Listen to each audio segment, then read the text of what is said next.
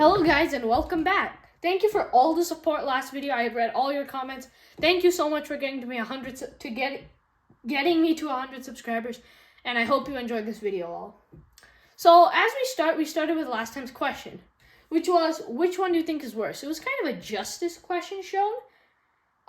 And the answer is, I'm just going to say both sides of the story. So Rome is wrong, as they did violate the Ebro River Treaty. But Carthaginians attacking the Roman ally, in my opinion, is less severe. Because this was not written in a treaty, you can't attack Roman allies. Well, that one was signed and all that. I feel it's of more importance than almost like don't attack Roman allies. But this is up to you, and let's get on with the video. This is going to be a real fun one. So if you want to take a pause in the video just to read this legend, it just has all the names of everyone and everything, and you can read that. Pause the video now if you want that. So right now we were in the fall of Saguntum, which has just happened in 219 BCE. And in this 219 BCE, Hamilcar, who is Hannibal's son, is killed in an ambush on a river. And we talk about this. Hannibal takes charge of this army. And after this, Fabius Maximus, who is this very high Roman statesman, he is sent to Carthage to discuss matters. And they all fight, and they're the Carthaginians don't want to recall Hannibal. Fabius Maximus is telling them to, and at the end, Fabius Maximus declares war. And now Rome, after destroying Carthage in the First Punic War, is pretty laid back, you could say. And they think that they can just clown around and pretty much beat Carthage. They think they're almost of no threat. And so their plan is to send one consul, whose name is Longus. They're going to send him from Sicily and hit the Carthaginian, this is a bit closer, but hit the Carthaginian homeland head on. While they send their other consul, there are two consuls, if you don't know about that, watch my Roman government video. While they send the other consul, Scipio, up here to just check on Hannibal and make sure he's not doing any funny business in Spain. On the other hand, now, one thing here, I'm going to say Hannibal's plan, because a lot of things here, he's acting more independently without the Carthaginian council. So, in the First Punic War, I said Carthage was doing this and that. In this video, I might say more Hannibal was doing this and that. So, just be prepared for that. And so, what he does, his plan is to go from right here, in his new place, wait, I have to write this. It's New Carthage, Carthage Nova. So, Newcarthage, or in Latin, Carthago, I think. Nova. You can check this for more, but it's around right here. And this is kind of his base of operations in Spain. And so he's going to go from his Carthago Nova, and he's going to go from there. And he thinks, as we talked in the First Punic War, how Carthage was so passive. They almost kind of let Rome be the aggressor. So what Hannibal wants to do is he wants to take the fight to Rome. He's not going to sit back, play defense, and let Rome keep attacking him. He's going to take the fight to Rome. But he can't do it directly because Rome will know about it. So he wants to sneak attack. This is his planned route. Well, there goes the marker. Well, there it goes again. So I'm going to write this planned route in blue. His planned route is to go through the Ebro River, through the Pyrenees, the Rhone River, the Alps, and end up on the Italian peninsula. And his plan from here is to just ravage the whole entire area. So now, let's get to the war. At the first outbreak of war, Hannibal immediately, with 100,000 men, this is a key point I want to emphasize. So right here, I'm going to write how much men he has. 100K. This is the amount of Hannibal's men. And so he has 100,000 men. And first he crosses the Pyrenees, which are small. It's a smaller mountain range, not too small. It's pretty big, but just smaller in comparative to the Alps. And it's on the border between France and Spain and encompasses in the country Andorra, France, and Spain. So that's where the Pyrenees are, right here.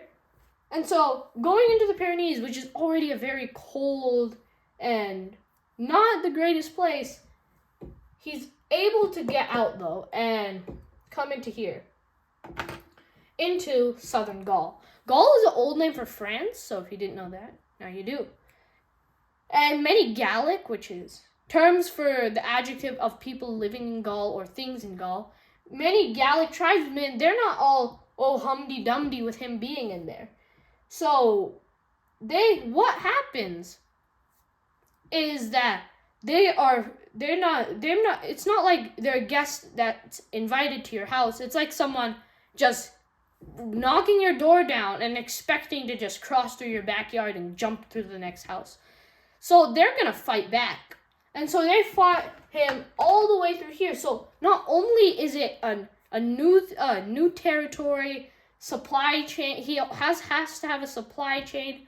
He also is going through the Pyrenees and soon the Alps. He's also being harassed by tribesmen here and there. And this is all through southern Gaul. So I'm going to write this in a different color. So we're going to go for green. All from right here to here. He's going to be harassed by Gallic tribesmen. And Scipio, I'm going to write Scipio's path in red. So, and Scipio, let's say he starts from right at this point. He's traveling along.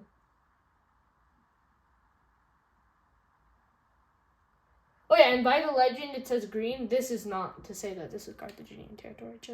So Scipio's right about here, right next to the Rhone River. And Hannibal. And he's on his way to go check on Hannibal. And Hannibal is right here. He's right before the Rhone River. And this Rhone River is where Scipio first sights Hannibal. So this is when now Rome knows about Hannibal, right here at the Rhone River. And Scipio decides that he's not going to let Hannibal get any chance to Rome. He's going to give chase. Now the logical thing now what he did is he tried to cut him off right about here. And one thing that's helping him are those Gallic tribesmen who are starting to harass Hannibal as he's doing this. And many of Hannibal's men drown in the crossing of the Rhone River, which is a huge loss for Hannibal, but just barely, by a couple minutes, maybe an hour, maybe 30 minutes. Hannibal is just able to get through past Scipio's men. And now Scipio sends his men to Spain just as planned. He's not going to go somewhere else. He goes, his men go straight to Spain and get right here. And now Scipio himself, from this point, he's going back to Rome and he's going right here. Scipio's right here. And he decides that he's going to raise a new army so that when Hannibal comes out of the Alps, he's going to be ready for him. So as he's doing this, Hannibal just gets into the Alps. And now is for this main part of the video, Hannibal's crossing of the Alps. So Hannibal starts crossing the Alps, and his men are already tired, exhausted from just barely escaping Scipio, the crossing of the Rhone River, fighting the Gallics and the Pyrenees Mountains at the beginning. This is all contributed to already an exhausted and weakened and almost low morale army. And now Hannibal, who's supposed to be a military genius, is pushing them through the Alps, and this doesn't seem very military genius-like. Because, yes, it is a sneak attack, but he's going straight through the Alps. He's going to lose so many men here. And not only does he have men, but he has horses for his cavalry, a sizable amount of elephants, and all of this is trying to get through the Alps. And pack animals are killed during the Alps. It's a very dangerous area. The cold will kill people, the starvation. Pack animals are dying and just breaking off cliffs, and almost every turn there's something. So we're going to not cover the Alps in too much detail, but we're going to hit the main points. So the first point is that some tribal men in the Alps tried to, for Hannibal's food and his pack animals and all that, they tried to trick him into going into a small narrow pass.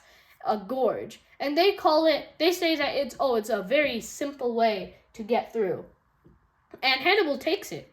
And he goes through, and then they ambush him from all sides. They have huge rocks at the top of the cliffs, and they're raining them down. And Hannibal, with some quick maneuvering, he's able to beat off the tribesmen and get through the gorge. And as he continues crossing the pass, he's finally able to finish in 218 BCE. So, from 219, maybe even 220, he spent that long just getting to Rome. And now think of it, just getting to the Italian peninsula, and to put this in contrast to how long of a time this is. From where I live in the United States, I can travel to Rome with, let's say, 1 or 2 layovers. I can probably travel there in probably a day, probably even less. And it's taken Hannibal just for this amount. And I live way, 300,000, 400,000 miles away from this area. And it took him another day longer. Another year. Sorry, I said that wrong. Another year longer to do this. So that shows you how much this has done. And that's just putting into context. But now, Hannibal is on the other side of Italy. And I wanted to contrast this. He started with 100,000 men, including cavalry and I think elephants. Probably not elephants. We'll just say men. He now has almost just a quarter of what he had. Now he only has 26,000. That's almost a quarter of what he had. And now he needs men. He needs supplies too. His supplies were fully destroyed in the Alps. There's one way he's going to get this. Rome has recently conquered... We're going to use green again. Rome has recently conquered this whole area. Very recently. And this is full of Celts. Celts are a group of culture? No, not a culture. A group of peoples, we'll say. Just like how there are English, French. They're just a group of people in the north of Rome. And what the Celts, they were just conquered, so they really, really don't like the Romans. So Hannibal decides, if I can get the Celts on my side, they know the land, they have men, they know the land, they also have supplies, they can help me so much if he can just get the Celts on his side, who should be easier already to get onto his side because of one key factor. Rome just conquered them. They're mad at Rome. Hannibal is attacking Rome, so they're going to help him. But he needs to convince them a little more. And Hannibal has never been the man for diplomacy. There's a near Taurini tribe, Taurini, right around the Alps. He just massacres them. They say, okay, I don't want to join you. We are kind of happy. We just want to stay back. He destroys them. So this sends a message to all the Celts. Join me or die. And so this shows that he'll do anything to finish Rome. He's not going to stop at massacring cities. He did this in Saguntum. He's doing it here. He will take anything to finish Rome.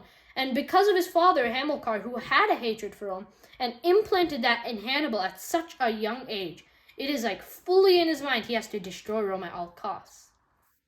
So we're going to end right here at a cliffhanger. And our question today is, will the other Celts help Hannibal? And what will Rome try to do to stop them? Specifically Scipio. We said Scipio had his legions right around here. What do you think will happen with Scipio and his legions? And we haven't talked about Longus much, but he's had a couple victories in these islands. Is he going to take Carthage and end the war soon? We'll talk about all of that next time. I hope you enjoyed. Goodbye.